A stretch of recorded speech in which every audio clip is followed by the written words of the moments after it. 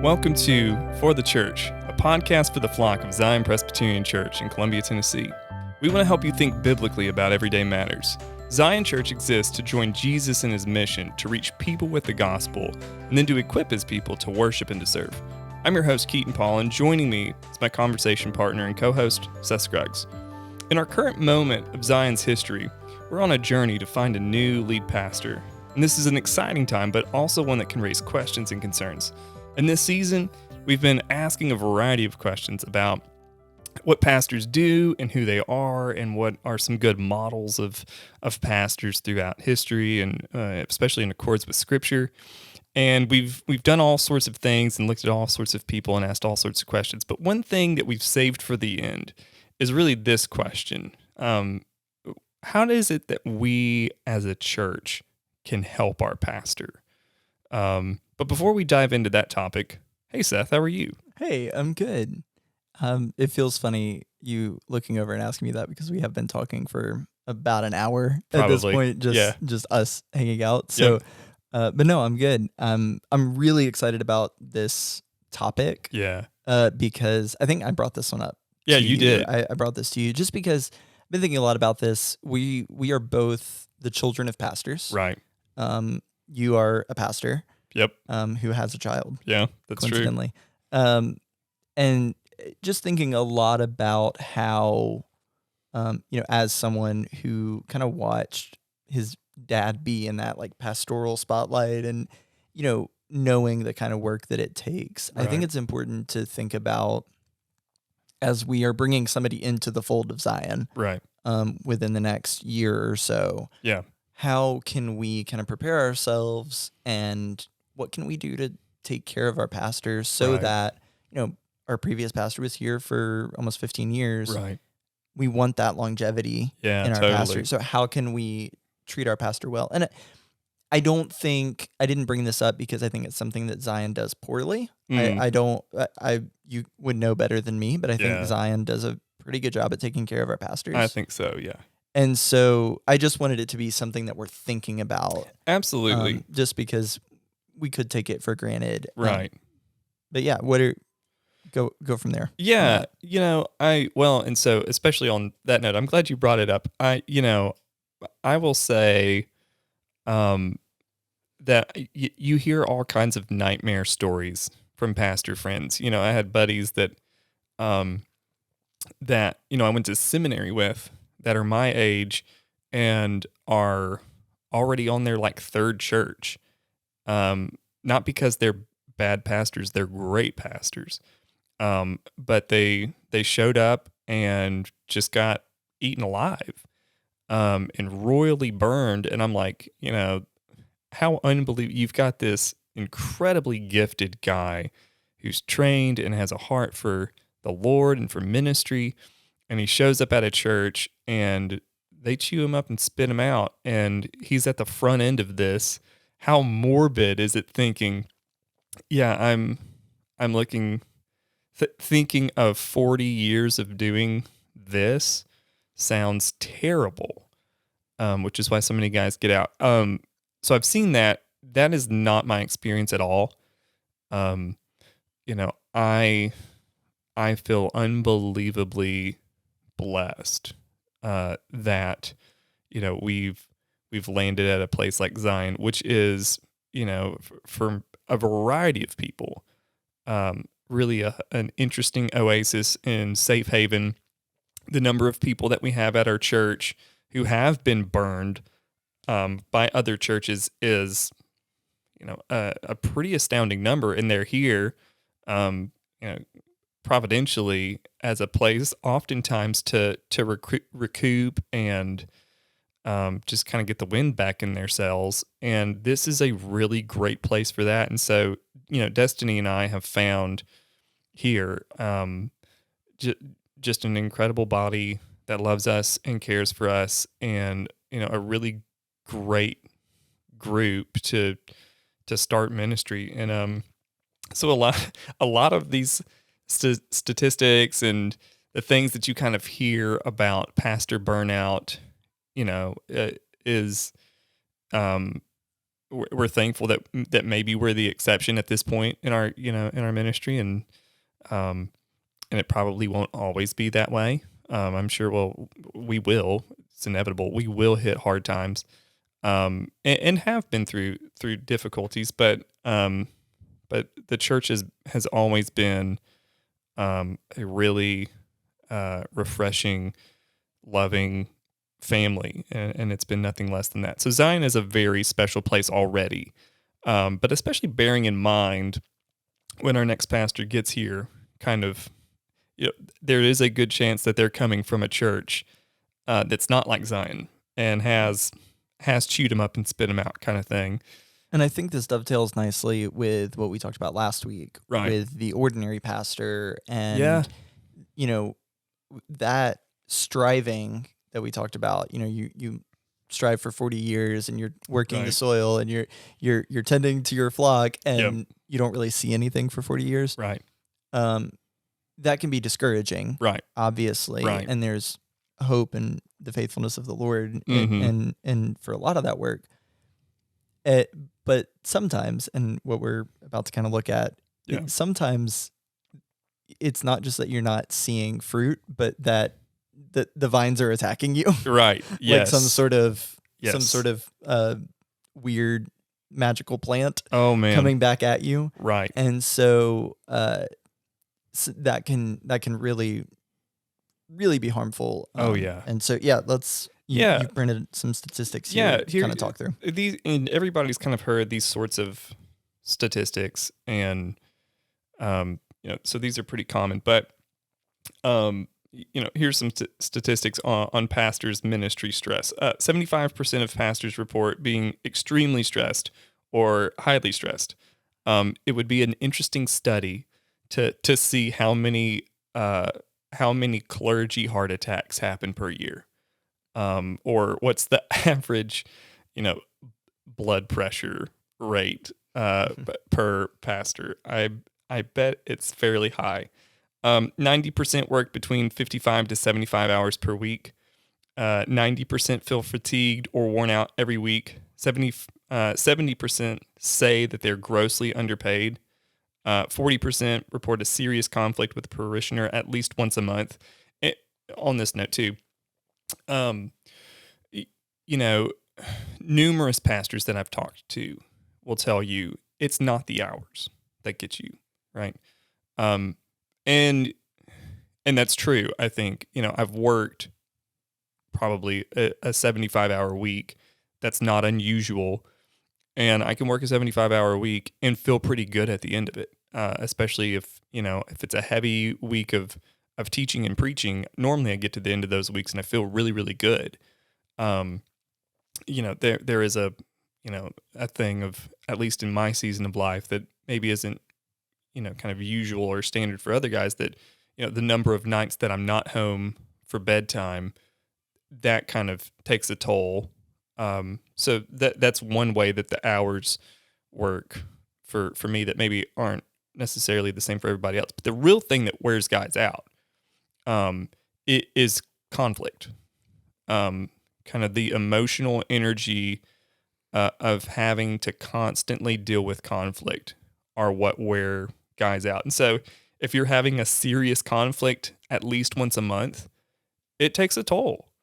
And I've been in that, not at the church, but and seen guys who have had serious conflicts regularly, and that level of stress. I read one report somewhere that that the kind of chemical release in your body, it was something like this. It is like something equivalent to, and this is totally ballpark, and I might be making this whole thing up, but it's like something equivalent to smoking a pack of cigarettes, and there have been times, and if you've ever been in this sort of situation, you think, smoking a pack of cigarettes sounds pretty great. So, there is that, and that is some of the stuff that really wears you out. 78% of pastors were forced to resign from their church. 63% at least twice. most commonly because of church conflict. Like, that's hard. 3/4 of pastors, 3 out of 4, have been forced to resign because of conflict. When a pastor has to resign, and this is something we don't take into account, because a lot of these statistics are probably fairly common. Somebody who's not a pastor, a layperson, is like, yeah, I feel really stressed. Yeah, I work 55 to 75 hours a week, and that's fair. That's yeah, I get it. This is a common thing with our society and our kind of idea of work. But here's one of the unique things about pastoral ministry that most people don't take into account, that isn't quite the same with other areas of work or vocation.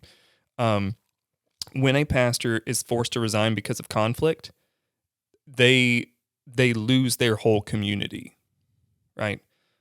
Because when you sign up to be a pastor, you're in essence saying, I'm pouring my life into this people. It's not that I can't have friends outside of this congregation. You can and you should, and we'll talk about that more. But it does mean that the vast majority of your time is spent with this particular group of people. And there are endless stories of pastors who have spent, lives, their whole careers and ministries, and everything is absorbed in the congregation, and are forced to resign one night. And in a minute, not only is their job taken away, which is a tough thing for a lot of guys, but your whole community, the emotional impact that takes on your wife and your children, because their community's gone now too. So in an instant, because of a conflict, you've in some capacity lost everything, is a really, really unique thing, especially when it's a situation where, you've poured your heart out. This isn't just a job where you clock in and you clock out. You're not working on the assembly line, and you can leave work at home, and you can work certainly on an assembly line to the glory of God. But there's there can be a disconnect of, I love the people I work with, but the work that I'm doing is to the glory of God, but I can still be detached. That's impossible for a pastor, at least a good one. You can't detach yourself from your work. It's impossible. And so whenever you're forced to resign or fired, it's unbelievably painful. Unbelievably. 80% of pastors will not be in ministry 10 years later, and only a fraction will make it a lifelong career. On average, seminary-trained pastors only last about 5 years in church ministry. So, the requirements: you have to have an undergraduate degree, 3 to 4 years of seminary with a master's degree, about a year-long internship, the ordination process. All of that takes about 5 years, 4 to 5 years.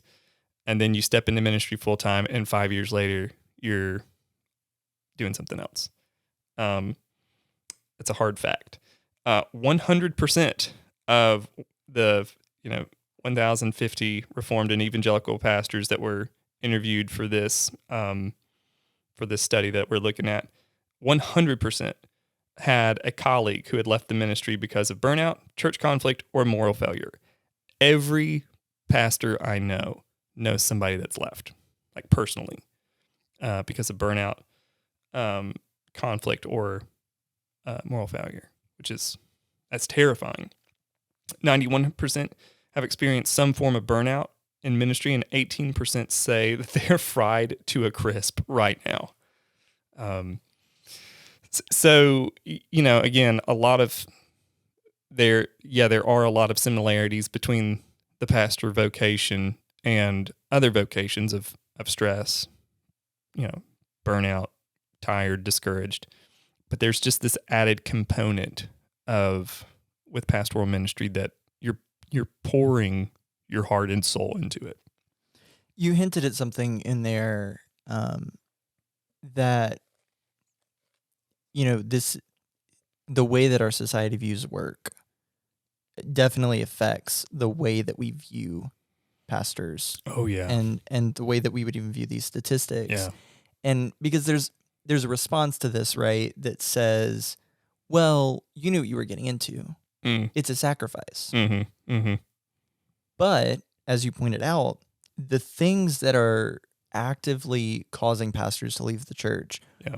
are not the actual work hours, Right. right? Right. Like it's not, it's not the working long hours. It's Right. not even caring for people and carrying burdens. It's not Right. even necessarily that. I mean, Right. it can be, I'm sure. I'm sure Yeah. there are situations, but really what it comes down to is not being taken care of. Right. And this is why I wanted to really push into and lean into this topic, Right. because the reason that pastors are leaving is not because they're like overworked and underpaid, Right. though that may be true in some cases. Mm-hmm. It's really because they know, most pastors know when they step into this Totally. role, I'm going to work long hours and I'm not going to, make $100,000 a year, Right. probably. Right. Unless you look, if you are a pastor and you're making $100,000 a year, more power to you. Great. Most pastors are not doing that. Nope. And they know that stepping in. Right. I think and maybe you can correct me if I'm wrong, what most pastors don't know stepping in is I'm going to go to a congregation that actively dislikes me and doesn't want me at the church and is going to push me out. Right. Yeah. Yeah. You don't anticipate the fact, that you're going to show up and you're probably going to hit year 2 or 3, which if you're wise, that's about the time that you start to institute some change. And you're going to hit that. And then in a minute, for not very good reason, you've got a huge demographic of your church that will always be against you. And this is I had one pastor friend and mentor tell me of the 10-80-10 rule, and it's probably more like a 20-60-20 rule of at any congregation you go to, you will have 20% of the congregation who, for no real apparent reason, but just 20%, you can bank on it, who will never be on your team. They will never like you. They might not hate you. They probably won't tell that to you, but they'll never be on your team. If you're there, it may be a thorn in their side. It may be, whatever, but they don't like you. They want somebody else. You have 60% of your congregation who can be swayed one way or another, and you have another 20% that it doesn't matter what you do, they will always be by your side. And so, what the pastor was basically saying to me is, your real goal is to love all of them, but not get your feelings too hurt when the 20% that will never be on your team aren't on your team. Spurgeon, he wrote, he had a pastor's college, and he has a book now. It's huge, called Lectures to My Students. Wouldn't it be huge if it was Spurgeon? And one of the best chapters I've ever read on ministry, is from Spurgeon in that book called The Blind Eye and the Deaf Ear. And his whole kind of thing there is to say, pastors should have one blind eye and one deaf ear, not physically, but when you take criticism, you always just have to take it with a grain of salt. If it's coming from that 20% who have never been on your team and never will be on your team, you really just have to let it roll off your back and say, yeah, whatever. I could do everything right and they still won't be on my team. And so spending a lot of time with that 60%, taking some of their critiques seriously is important. And then that the 20% who are always on your side, whenever they critique you, you can trust, hey, this is from a place of love. And they're for me. And so I really want to spend time, and you naturally will. You'll spend more time with that 20% that really loves you a lot. because they're easier to be around. Just an insider thing. Now, again, there are like, there are congregations where that's not true. And so, it's, let's strive to be a congregation that doesn't have 20% of the people who are actively against a pastor. Like that would be good. That would be good. That would be good.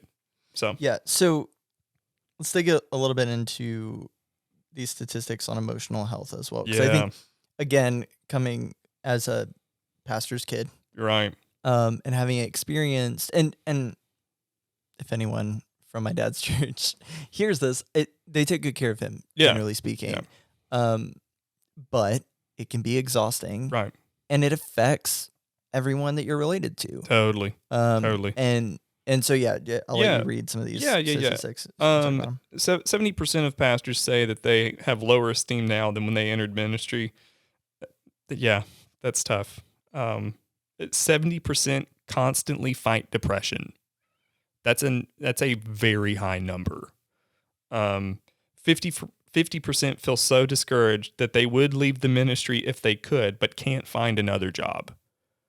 Half of the pastors, at least interviewed here, and this is probably a pretty standard number, would leave if they could. They just can't find another job, so they're stuck, which is an even worse feeling. Let's see. Some more here on this. 80% of ministry spouses feel left out and unappreciated in the church. That's actually probably higher, to be honest.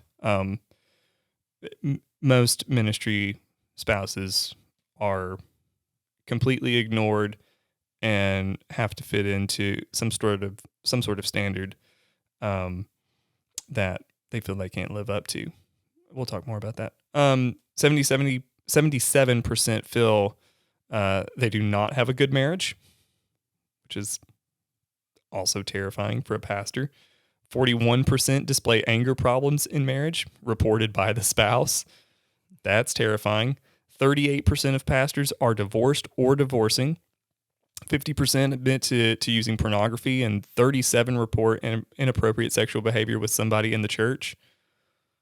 Like, yeah, that's terrifying. 65% feel their family is in a glass house. You're just ready to break at any moment. So, like, the family life of so many pastors, and this is another thing that really gets you. Part of it is, marriage and divorce rates are high, but they're, there's a very particular kind of toxicity that can happen within a pastor's family, again, because of the nature of the community in the pastor's vocation, that it's hard to turn work off when you're a pastor. There are other places where that's true, but few times is it the case that other vocations, your whole community and everything that you pour your heart and soul into, is somewhat of your work. It's a hard thing to separate. So good boundaries is just so vital. But it takes a toll on a family. It really can. Yeah. Well, and to your point, the work that you're taking home is, an emotionally invested work. Totally. It's not like, man, I got to do, more paperwork when I get home and bring it home with me. Right. It's a, someone in my congregation is dying, and I'm ministering to their family and to them in what could be the hardest season of all of their lives. Yep. It's like that's a heavy burden to bear. And let's go ahead and get to this next section because this is, I think, the biggest reason that all of these other things are happening. Yeah, it's a huge reason. This is statistics for a pastor's lack of soul care and training. 53% of pastors do not feel that seminary or Bible college prepared them adequately. Yeah. Um, You only get so far on theory alone. right, quote right. Oppenheimer. Like you can sit in a classroom and be told all the livelong day, Yeah, this is what to expect and this is what you need to know and but once you get out there yeah, and you're living in it every day, it's totally right, different. right. And that's true. I will say that wasn't. I'm not part of that 53%. Um, but I went in pretty soberly to seminary, going, seminary is not the place where I I I learn how to do ministry. That's the church. Seminary is the place where I get the tools to learn how to do ministry. Um, and so I left seminary going, well, that was awesome and beautiful, and I think the tools that I need now for a lifetime in ministry. So anyway, but there's that. This is another one. 70% do not feel that they have somebody that they could consider a close friend. It's one of the loneliest jobs in the world because, like, again, your whole community is wrapped up into this, into the people that you're caring for, and it should be like, that's maybe not your whole world, but like a huge part. But there are certain things that it's inappropriate to talk about certain church issues or struggles that you're having with people in your congregation. Um, and so, that leaves a fairly remote set of people that you can confide in. And most of the time they live a long way away. And loneliness is an absolute killer, studies have shown. 50% do not meet regularly with an accountability person or group. This is a little bit different with, I think, our polity. Somewhat of the beauty of being Presbyterian is, at least in some capacity, you probably don't divulge everything that you can and should. But there's a built-in accountability group called the Presbyterian, and if you step out of line or get wonky or anything, you've got somebody to call you on it. So that's a little bit different for us, but still, 72% only study the Bible when preparing for sermons or lessons. Yikes! I can say, at least here, speaking for Jeff and myself, that's not us. So we don't fit that, but almost 3/4 of pastors do. 21% spend less than 15 minutes a day in prayer. The average is 39 minutes per day. 16% are very satisfied with their prayer life. 47% are somewhat satisfied. 37% are either somewhat dissatisfied or very dissatisfied. Now, granted, I don't know too many people who think, yeah, I've got an awesome prayer life. So that one may be one that you can take with a grain of salt. 44% of pastors do not take off a regular day, which, again, yeah, it's not the hours that kind of kill you. It is the conflict. But when you don't spend time with your wife and kids, you're about to have conflict. And so the day off is just essential because, pastors don't get Sundays off. It is a beautiful time of worship. It is the Lord's Day.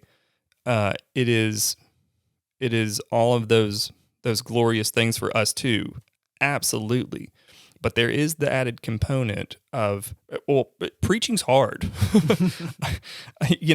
As somebody who loves preaching, like it is, when I'm preaching, I feel like, a Labrador retriever bringing back ducks to a duck hunter. It feels amazing. This is what I'm so excited to do and all of that. But I get to the end of a sermon, I finish preaching, and then, I go home and I'd crash. Like I normally on a Sunday afternoon, especially after I preach, it's not unusual for me to go home and take a 3-hour nap because it just takes a lot out of you. Back when I was in seminary, we would have the what we called it the circuit, and there were all these little Presbyterian churches in podunk nowhere, South Mississippi, and you'd preach to 6 people, and so you would drive an hour and a half to this little remote country church.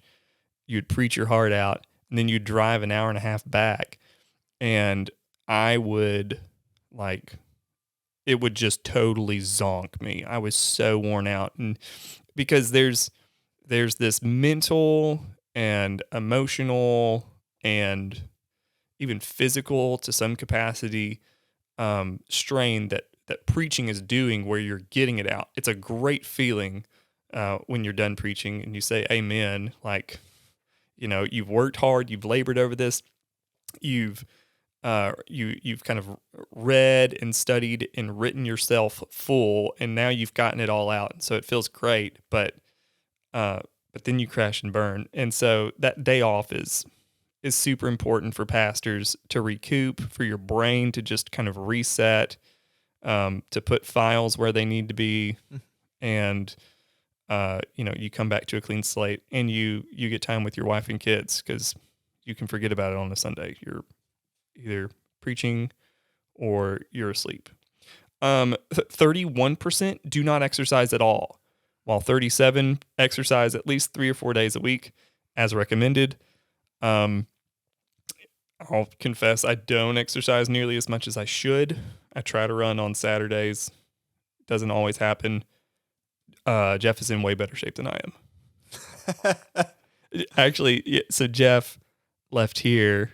He finished up here and then had to drive to Murfreesboro, but it was a beautiful day yesterday. So Jeff drove back home, hopped on his bike, and his normal thing, he rides his bike from his house to here and back, which is, maybe on a bike is not that far, they tell me, but I think about it and I'm like, geez, that's a long ride. That's a long ride. It's a long ride. So Jeff's in great shape. I should work out more. 90% say they have not received adequate training to meet the demands of ministry. Part of that is just because there are things that nothing could prepare you for in ministry, no matter how well trained you are. But fair enough. 85% have never taken a sabbatical. 85%. I think, and the more I kind of think about it, and the longer I've been in ministry, the more I'm like, sabbaticals are so vital. And we'll talk about this more, but the way that ministry happens, there's this rhythm and this pressure of, you can always bet, and this was something my pastoral theology professor used to always tell us. He never accepted anything late, ever. If it was 5 minutes late, it was a 0. And his reasoning, and it was good reasoning, is because Sunday's always going to show up. And if you're not ready, Sunday's going to be there. And so you can't say, sorry, I'm not done yet. It needs more work. That doesn't work for pastors. So you better have it on time. And if you can't figure out how to get it on time, then you should probably get into a different profession. And so that constant feeling of, and most people can probably relate to this in college, that feeling of papers are coming up. So I got to crank out this paper. And then you do all your work, you finally get it there, you have it proofread or not, whatever. And by the end of it, you're like, okay, I just need to turn it in. I'm so tired of looking at this thing. And so you turn it in, you're like, oh, thankfully, that's off my plate. I'm great. That never happens for a pastor. The minute you turn it in, you say amen from the pulpit on Sunday morning, the clock starts over again. And the process begins once more, and you're going to have to do it over again, over and over and over. It's, something like Sisyphus, but I think it's not torture. It's glorious, but it can wear on you. So sabbaticals are just, they're vital. They're so vital for pastors. So you've got a list of about 5 things here that are ways that we can help our pastor, but I want to go out of order. Okay. Because I kind of want to posit a theory. Okay. Great. And you can tell me what you think, because Go this is for it. definitely like armchair layperson Yeah. kind of Yeah. projecting maybe. Yeah. From these statistics, Yeah. the two things to me, and from my experience, Right. having experienced several pastors leave the church, leave the current little C church Right. that they were at. Um, I think that the two things that I've noticed that kind of go hand in hand are unreal expectations on your pastor Yeah. and not resting. Yeah. And so I've seen Yeah. pastors who were under so much pressure Right. to fit certain things. Yep. And frankly, the church put them on the pedestal. Right. And said, you're the guy. Right. Right. And then they couldn't deal with it. They couldn't Right. handle the pressure. Right. My, this may be too personal and my mom may be mad at me, but my mom grew up as a pastor's kid as Right. well. Yeah. And she said, I'm never going to marry a pastor. Right. Technically she didn't.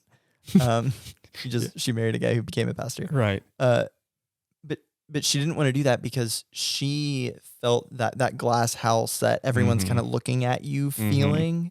She knew what that felt like, and she didn't want to do that with her family. Right. She did, and it turned out fine. But Yeah. but that feeling of constantly being under pressure, that you have to be an example, that you have to be kind of on this pedestal. Right. That wears on people because you have here, let them be human. You're not letting them be human. Right. You're not, you're not able to really exist in the same level as other, the normal people, quote unquote, lay people of the church. I think something to compliment Zion, you are actively involved in a life group, Keaton. Right. You are actively involved in a life group. And what that does is it communicates, I am human. Right. That's a space where you can be, held accountable and be vulnerable, and maybe not to the same level, in the same capacity that you might with like a pastor friend from another church, who isn't, you can't divulge everything that's going on necessarily, but that is a space where we're both in that life group. Like we're all able, we all come in on the same level, right? Like we're not coming in where, okay, Keaton's the pastor and he's going to lead and we're all going to follow. Right. Though we all would follow wherever you lead. That might not be a good idea, but all right. If someone was like, hey, if Keaton's going to jump off a bridge, I'd be like, he's probably got a good reason. I'll go with him. Yeah. But it's not that environment, right? Like it's a place where you are not held on this like upper crust level. Right. And then having the space to rest. Yeah. So even though I'm sure that there's still places where you kind of are a little bit above or whatever, but having the ability to say, no, I have a day off. Right. No, I don't prep sermons on Tuesday, whatever, pick your day of the week or whatever it is.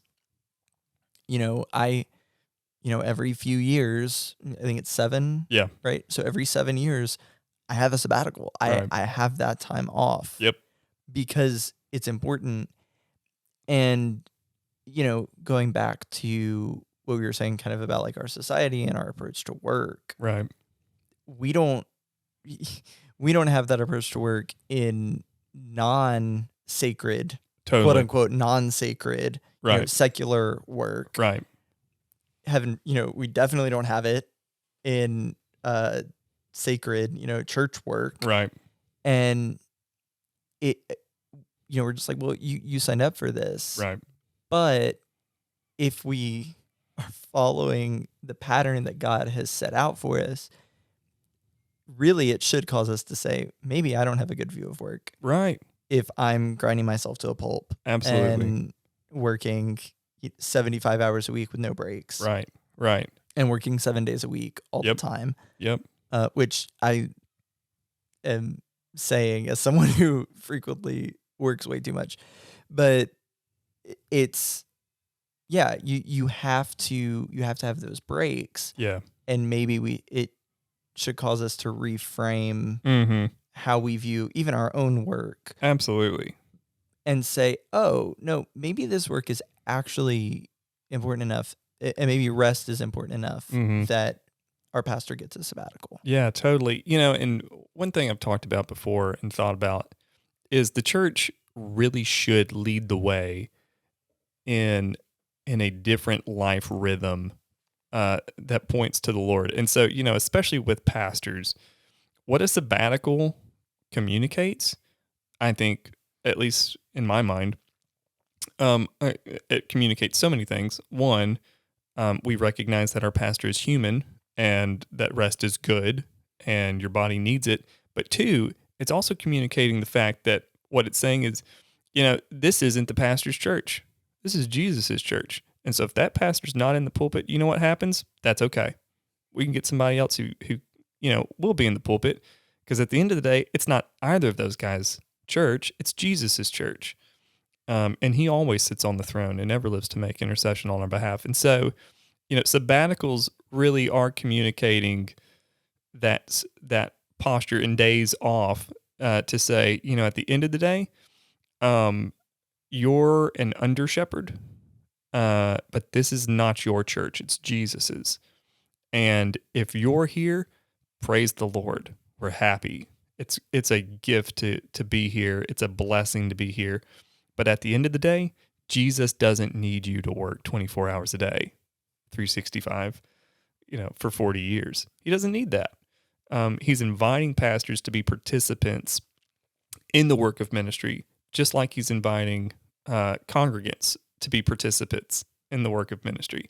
And, and to go back to Spurgeon, just to kind of point this out, the idea of pastors working as much and as hard as they do is a very, modern American endeavor. Spurgeon, who, like, objectively, as far as output is concerned, nobody that you have ever, there is not a pastor alive today, I guarantee it, there is not a pastor alive today who has a higher output than Charles Spurgeon, period. Spurgeon took off 2 months every year. That wasn't a sabbatical, but during the winter months, I forget which ones it is, he went to the south of France. Now, granted, his collected works is over 60 volumes, okay? Maybe, if I'm not mistaken, per word is the most published author per word count in the history of the world. He pastored the largest church in the world of his day, which he was able to do because he knew every person by name. It was about 7,000 or 8,000, I believe, when Metropolitan Tabernacle was at its height. And he was able to do it because he knew every single person by name, maybe even their birthday. He read a book a day or thereabouts. He started his own pastor's college and lectured there every Friday. He preached somewhere between 3 to 6 times a week. So your output will never be as high as Charles Spurgeon, but he was able to do it. And he even puts in his lectures to my students. He was able to do it because he took the winter off. And so, and it also in Spurgeon's mind, Spurgeon knew he wasn't a machine. And he also had a very high view of the fact that he's, Metropolitan Tabernacle is not his church, it's Jesus's. And so that really changed his posture for how he did pastoral ministry, and I think it should change ours too, especially how we view productivity. Just as a society of, there is very important in the work in the world to be done, both in sacred and secular vocations. Well, and I love what you said about the church leading the way. Yeah, we talk about this frequently. We talked about it before recording today, right, actually. Yeah. But I think that's something that far too often we expect the church to keep up, right, rather than for the church to set the pace. right. And so it's, well, everyone works Right. 60 hours a week on Right. average. Right. Everyone works 7 days a week. Right. That's the pace of the world the church should keep up. Yeah. And to a point that is true. Yeah. You know, there's a point to which you have to meet people where they are. Right. But Sure. there also is a point to say, no, Yeah. I can't do that. Yeah. It's not how we're designed. Yeah. And I use that word on purpose because we are designed, like Yeah. God specifically designed it. And in the creation of the world, he says, I'm going to set you up a week. Right. And I'm going to model it for you. This is how you should live in a week. Yeah. And one of those days is rest. Right. And he's not tired. He's doing it because I'm modeling it. This Yeah. is what you have to do. You have to recognize Right. that, and it's God saying the work is good. Yeah. The work is done. Yeah. Yeah. Lamp. The work is done. I don't have to do anything more. Right. Right. Because it's done. And now I'm going to sit and enjoy it. Yeah. And that's what the model is for us too. As well. Totally. And it's almost a shame too that, in our world, who at least in practice has some of the best, for lack of a better term, practical theology of the person and rest are corporations like Google and Patagonia, which, are amazing companies to work at because they have plugged in resting pods. Like they have napping pods at Google headquarters. And, they give you sabbaticals there. They even use that sort of language, if I'm not mistaken. And so because Google, of all things, is like, well, yeah, we have people who work for us and people aren't machines. Google's a machine, but the people who oversee it and run it are not. And then we have churches, that make it almost a line item to say, our turnover rate is 80% annually because we run people into the ground, but that's what it takes to keep the ministry going. So that's what we're going to do. That's a shame. It's also not true. That is also putting way too much emphasis, to your point. Yeah. It puts way too much emphasis on the person of the pastor and not the person of Christ. Right. Totally. Yeah. So there's that. So I think to go back to kind of what we're talking about here with the helpful helps. Yeah. Is what you have in the outline, which I love, by the way. I think maybe the first thing is to just keep. This is what I told the Sunday school kids on Sundays. Like, you got to keep the main thing the main thing. Yep. And Totally. it's what I tell them all the time. Totally. And it's like you have to keep Jesus at the center. And if you keep Jesus at the center, then you're going to let your pastor be human, right? Which is one of your things. And you're going to give them the space to rest. Absolutely. Yeah. So now go through kind of the other ones. I think those are important. Yeah. So first and foremost, this is something that should seem intuitive, but sometimes we miss, mainly because a lot of people just don't know what pastors do. But first, let pastors pastor you, right? And here's what I mean by that. A pastor is a pastor because they long to pastor. Anybody who signs up to be a pastor because they're power hungry or whatever else will not be in pastoral ministry very long, because there's just better ways to have power. There just are, right? There are ways to have power, and there are ways to have power that pay a lot better. So those guys don't stay in pastoral ministry very long. Most of the guys who are in pastoral ministry now want to care for people the way that Jesus has promised to care for people with the means that he's given. And so that being said, they want to know you. Pastors want to know the people. They want to know your hurts. They want to know your heart. They want to come beside you. They want to be a part of your lives. And a huge, kind of issue that pastors have is just trying to get inside. I've talked to pastors of all, not even just youth pastors, but all kinds of different pastors who are like, yeah, it's taken me years to get into, to have a people that are letting me be a part of their life. And, many have left their whole lives to come into pastor you. Oftentimes that's how it is. When I tell people that I'm serving at church in the town I grew up in, when I say this to other pastors, they're like, "Oh my gosh, that you never hear that." I'm like, "I know, it's unbelievable." And so it's a rare occasion for somebody to pastor a church in their hometown. Most guys are moving from a very different part of the world, just to pastor you. And so, let them be a part of your lives. Let them in. Let them love you well, and let them pastor you, because that's what they're here to do, and that's what they long to do the most. So that's first and foremost. Secondly, free up your pastor to pastor, right? Not only let them pastor you, but free them to pastor. So, a lot of pastors have a huge amount of burnout because the assumption and oftentimes the model that we almost default to in our culture is the pastor as CEO model, for lack of a better term, because in our mind that's how institutions and organizations are run. And so, what are we doing? We're a church and we're selling a product, and so we have line items, et cetera, et cetera. And so, what's the pastor's job? The pastor's job is to function as a CEO.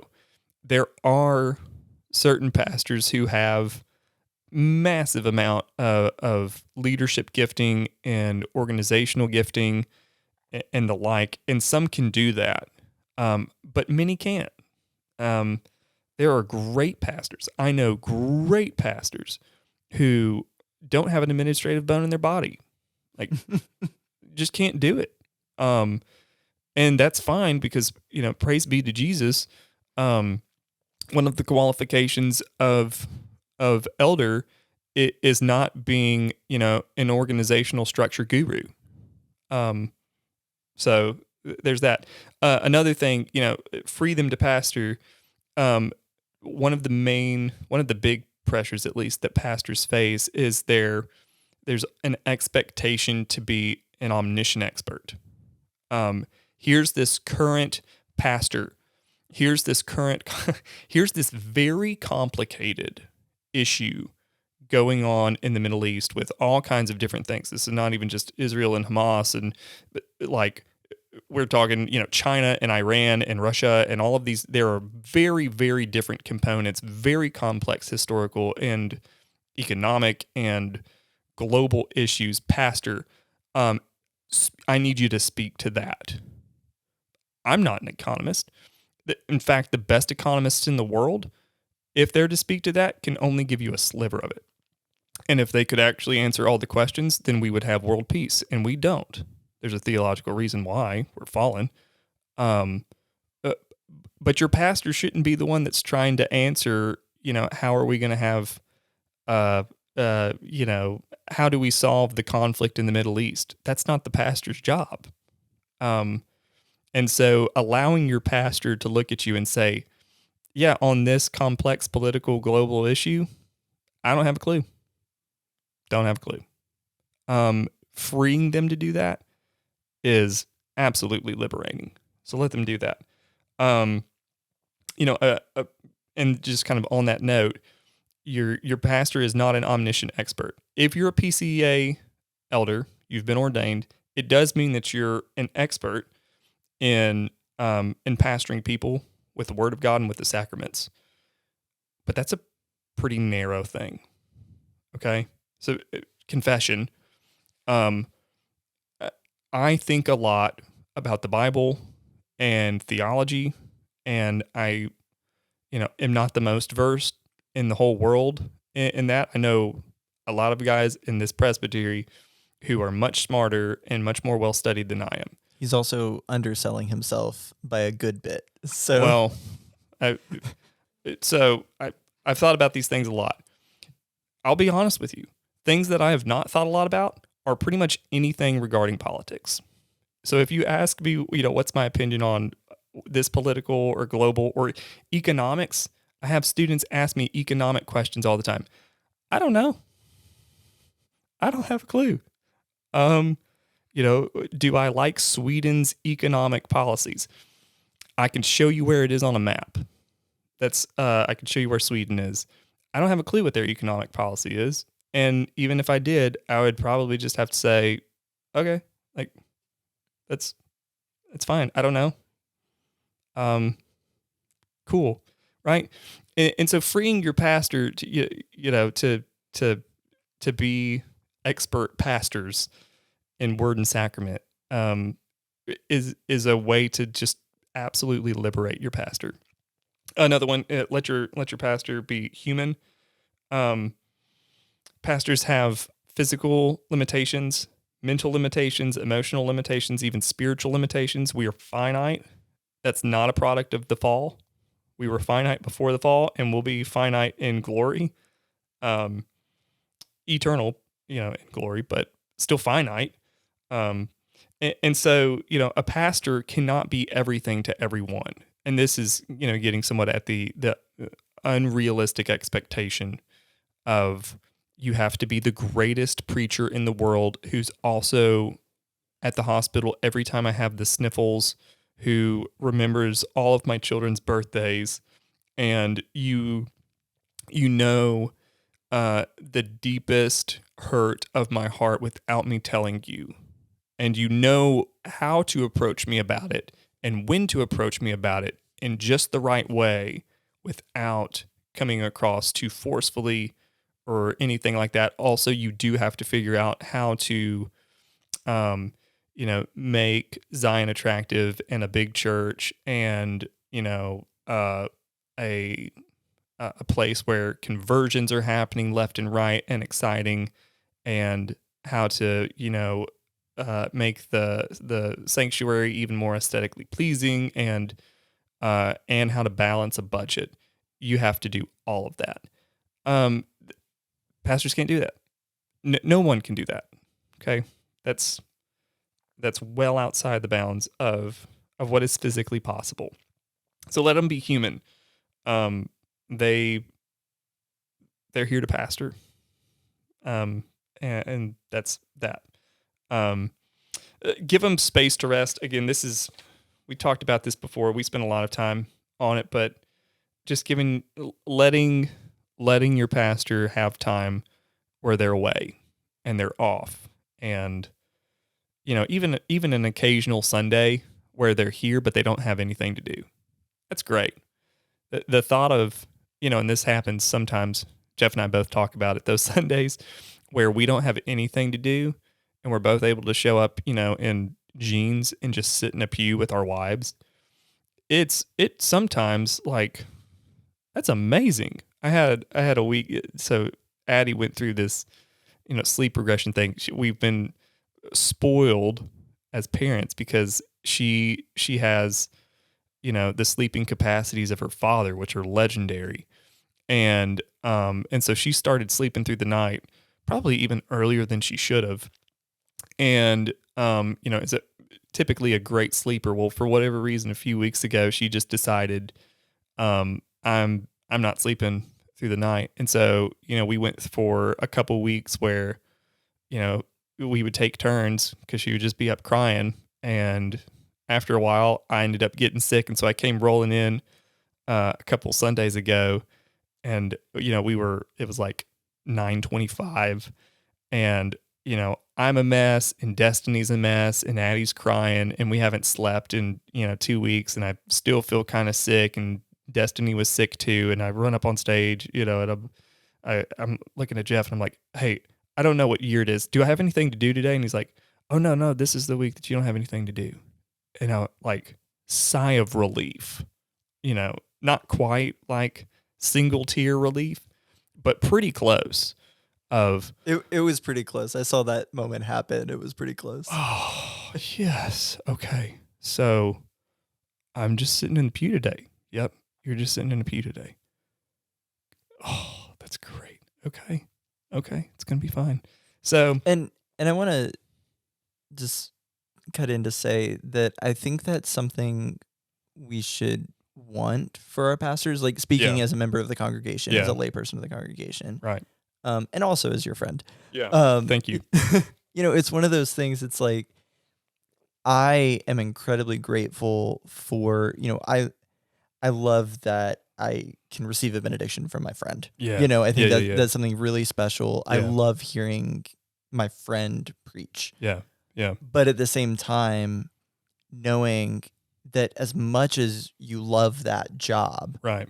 that you're doing, and as seriously as you take it, Yeah. and that's something I'm incredibly grateful for. Yeah. Also knowing having a break is nice. Having a break is nice. I think there's the whole, if you love what you do, you'll never work a day in your life, which is a lie. It's not true. It's just not true. It's not true. At least this side of heaven, it is not true at all. We're here to tell you, kids, it's not true. And so I know, because we're friends, I know that the way that can both wear on you and energize you. Mm-hmm. And so knowing, like, as a member of the congregation, I want that for my pastors. Yeah. To not only get to administer the sacraments, but also to receive them. Yeah. Yeah, totally. I think it's a huge benefit of our church having 2 full-time pastors. Right. Even in this season where we don't have a senior pastor, we have 2 full-time pastors. Right. Where you guys can trade off and have that experience. And I think it's incredibly important, and something we underestimate, even the importance of rest in the weekly Sunday rhythm. Yeah, totally. And then this last one, I think, is one, that I've seen personally, and I think really needs to be taken, because this is one that doesn't love pastors' wives and families well. Especially a pastor's wife. One, expectations for them is often absolutely astronomical. There's this idea that they have to be a certain thing. This is probably more true in certain Baptist circles than here, but it's still present in the PCA. Pastors' wives look differently, because pastors' wives have different gifts than others' pastors' wives, just as every Christian has a different gifting than other. We're not all eyes or ears in the body of Christ, right? And so, one, whatever, just don't have. I mean, sure, you want certain expectations for pastors' wives. It goes without saying that, that they should be a Christian, right? That sort of thing. But aside from that, not having a lot of expectations of a pastor's wife should be X, Y, or Z. No, she should be a Christian, and she should be faithful to her husband, and a biblical wife and woman. Yes, and that's it. So there's that. But secondly, just being aware of the fact that, pastors take a lot of criticism. That part does come with the job. You do just have to be aware of that. It's a occupational hazard. You will make somebody mad, and they will throw cheap shots. And part of being a pastor is learning how to just take it. But and I've seen this before where I've taken, hefty criticism for a variety of things. And, I've done it enough now to where it's like most things from most people rolls off pretty quick. I don't stay mad at things like that. It just happens. They said it. There's probably an element of truth there. There's probably a lot they don't know whenever they said that. So fine. But my wife carries it in a way because, the person that she loves the most is being attacked. And that's just hard, right? That's a hard thing to watch. And so pastors' wives end up carrying a lot of weight and frustration and anger, which is, one reason why, there's the kind of idea of in marriage, you share everything. There are no secrets in marriage. And generally, yes, that's true. We don't have secrets. And, but there are things that happen in the church and in ministry that, my wife just doesn't need to know. Because even though it was an attack on me, it would hurt her just to hear it. And so I'm just not going to tell her that. There are people who know about it, and the people who need to know about it do. But to protect, so you almost have, there has to be certain things that you almost, as a pastor, keep to yourself and protect your wife from, just to help her. But also the pastors' wives go almost unappreciated. So even in the midst of the criticism, pastors are still going to have a pat on the back every now and then, hopefully, of that was a good sermon, Pastor. Thank you so much. We appreciate you, Pastor. Pastor Appreciation Month. So often, the person who's carrying so much weight behind every good pastor is a great pastor's wife with their gifting, whatever that looks like.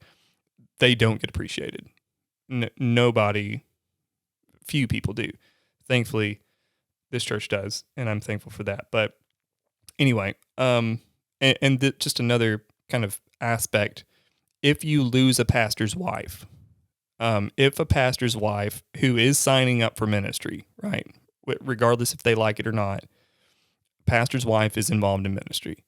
If your wife as a pastor says, I'm done, you're done. Your ministry's over.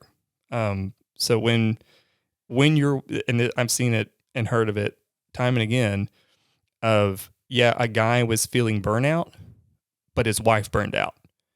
And that was the end. There's no coming back. Once your wife is burned out from ministry, you're never coming back to ministry. You can't, because you can't do it without your wife. So there's that. And then pastors' kids, you've got to protect these kids. Again, expectation is super high. They do grow up with unfair expectations. They do grow up in a glass house. And how many kids are there today who grew up in the church, who have left the faith, not because of hypocrisy in their dad?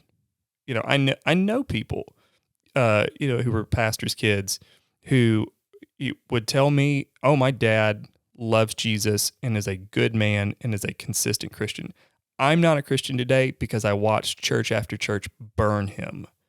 A group of Christians who acted worse than any of the vitriol I see anywhere else in the world treat him like scum.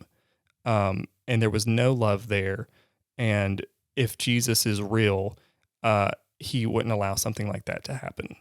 And so, watching that take place, one is heartbreaking, but it is in those cases where, yes, providence is involved, but they can really say, a lot of kids who leave the faith, who are pastors' kids, I left because of the church, because the church treated my dad terribly. And if that's how Christians are, I don't want to be one. Versus, an instance where you see a pastor who loves a flock and cares for the flock, and the flock loves him and cares for him, and the flock loves you as a pastor's kid and cares for you. You see something that few people get to see. A beautiful community of love and fellowship. You see a church community that takes their vows and the vows we give and take when we baptize our children. You see that at play, and you go, there's something special here, and I want to give my life to serve this community in whatever capacity. And I think that's a huge difference between a pastor's kid who stays in the church and one who doesn't. So, yeah, I would agree. Well, I'm incredibly grateful for your wisdom. I think this is incredibly helpful. I hope so. Yeah. And I think also just sobering to think about the statistics that we read, while understanding obviously that I think Zion is in a unique place where I don't think that those are true of where we are right now. Yeah, I think but something that I think is important to keep, maybe just in the back of our minds. Right. And how do we love our pastors well? How do we serve our pastors well? Because I'm biased. Yeah. Totally. But I think that we have really great pastors who I would love to see stick around for a long, long time. Well, we would love to stick around for a long, long time too. And I do think, even in light of those statistics, Zion, truthfully, this is not me saying this, it is the exception. And, totally feel that and would be happy to be here for a really long time. So. Well, I hope you are. next week we're taking a week off Right. For Thanksgiving. Yep. and then we will be back to kind of wrap up, kind of talk about where we are in the pastor search process, what to kind of look forward to in the coming weeks and months, and also what's coming up on the podcast. Yep. I'm really excited for where we're going to be in the spring. Yeah. Because we'll take December off and come back in the spring. Yep.